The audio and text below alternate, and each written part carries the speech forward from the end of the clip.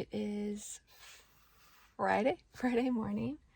I am here at Skomer Island, and I'm really looking forward to today because this is actually something I've had. There are two main things I wanted to do on this trip. One was the Harry Potter tour, and the second was to go to Skomer Island because hopefully you can see puffins. I don't know why, but randomly in February, I had this where can you see puffins other than I think you can see them in Africa?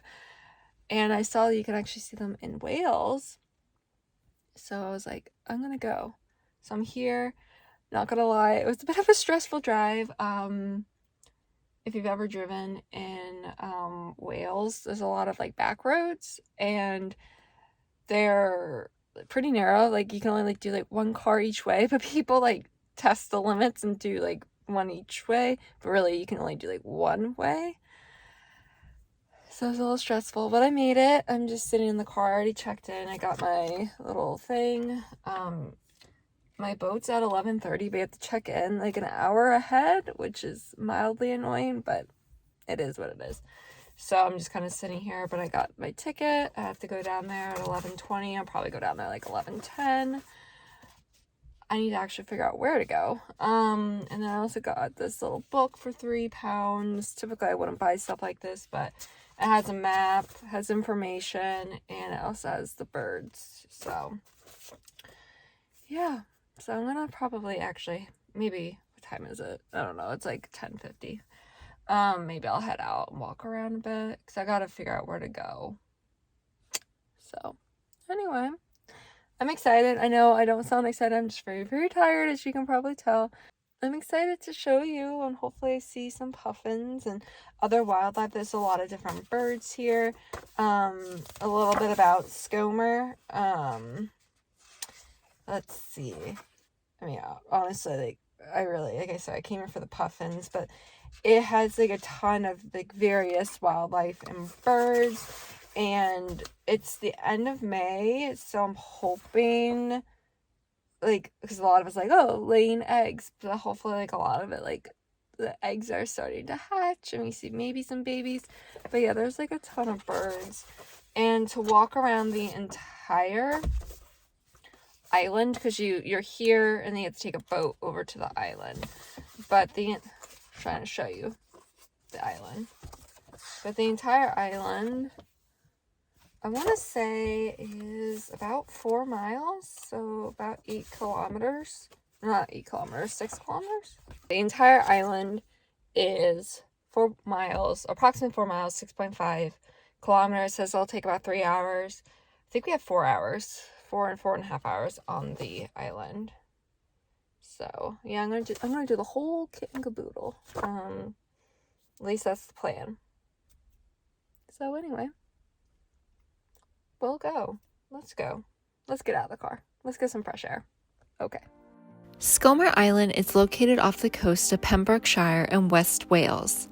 It's home to the largest breeding population of Manx Shearwaters in the world, with over 300,000 pairings nesting in the burrows on the island. Usually the birds are hidden underground or are out fishing during the day, so they're typically seen only in the evening. Skomer Island is also known for its puffin population. The island hosts 25,000 breeding puffins, the largest in southern Britain. I'll talk about the puffins later in this video. To access Skomer Island, you need to board a boat that will take you to the actual island, about 15 minutes away. At the time of this upload, Skomer Island still operates on a pre-booking system to limit the number of people on the island a day. Ticket prices will depend on the time of year, but range from £30 to £44 for adults. Trips depart Tuesday to Sunday every half hour between 10 a.m. and noon. I booked my ticket about a month in advance, so I highly recommend booking as far ahead as possible, especially if you are planning on visiting between May and June. Once we made it to the island, we had a brief overview from a park volunteer before we had around 4 hours to explore the island independently. There are multiple trails you can take to walk around the island and explore, but I recommend the entire island circuit.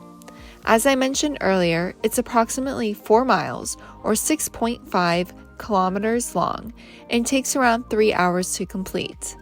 The circuit takes you around the entire island to see all of the wildlife, flowers, and other points of interest. Okay,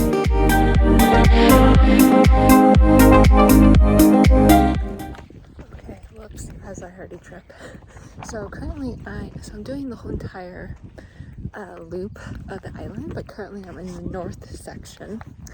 And this field area, apparently there's owls that burrow, but I haven't seen any. But I'm just enjoying the spectacular landscape and the fact that it's sunny. I lucked out because yesterday it was really overcast and icky, but it's sunny. It's a breeze. It's a little chilly in parts, but then I get hot if I put my jacket on.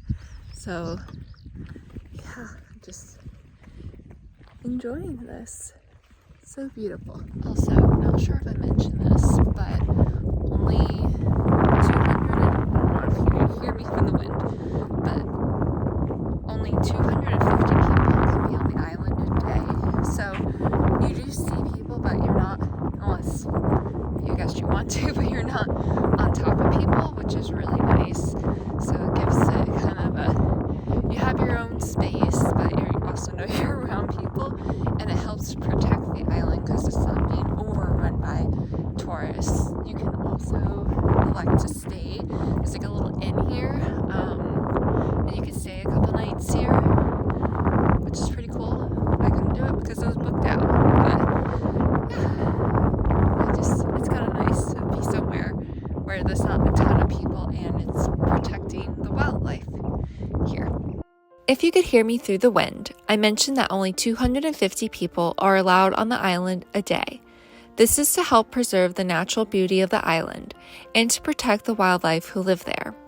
I love that it was so limited, not only to protect this space, but it also meant that people were not right on top of each other and could fully enjoy the island at their leisure. It's important to know that Skomer Island isn't only known for its wildlife, more on that in a moment, but it's also known for its archaeological interest.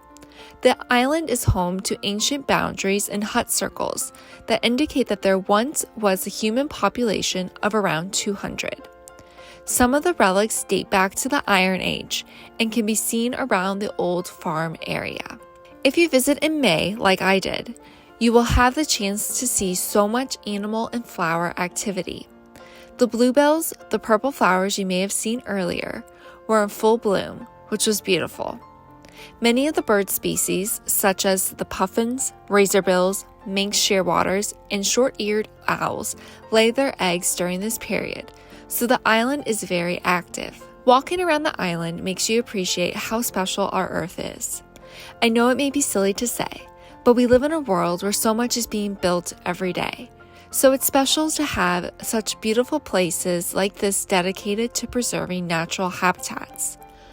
I definitely lucked out with the weather, with blue skies and a perfect temperature. But even if it was overcast and cloudy, the island would still be just as beautiful. Towards the end of the island circuit, you will reach the Wick, where thousands of puffins call home.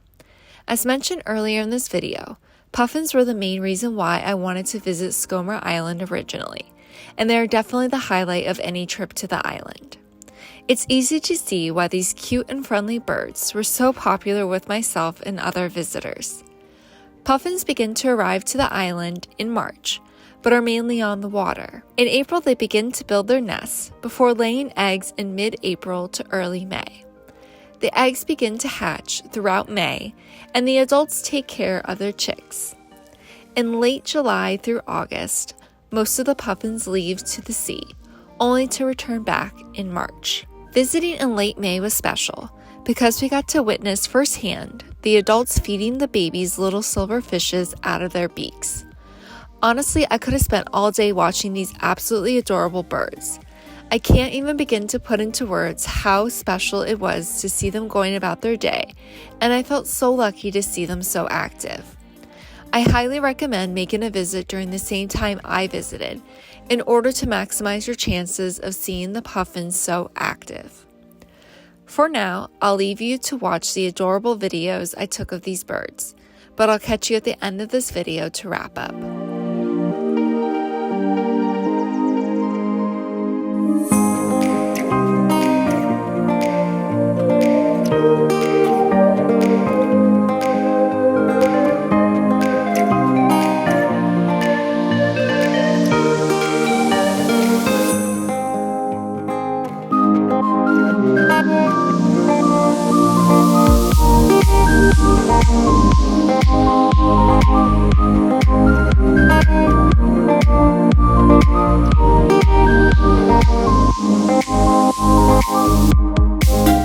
Skomer Island was definitely the highlight of my entire trip and my favorite day.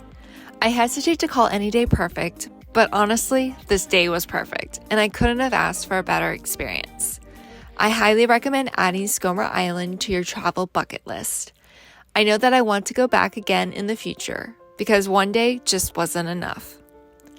Thank you so much for watching this video. I hope you enjoyed it. Please like and subscribe for more travel vlogs and solo travel content. Liking this video really helps push it out to other people who may be looking for similar content. If you'd like to follow my adventures in real time, give me a follow on Instagram at Katie Sputo and on TikTok at Katie Does Travel.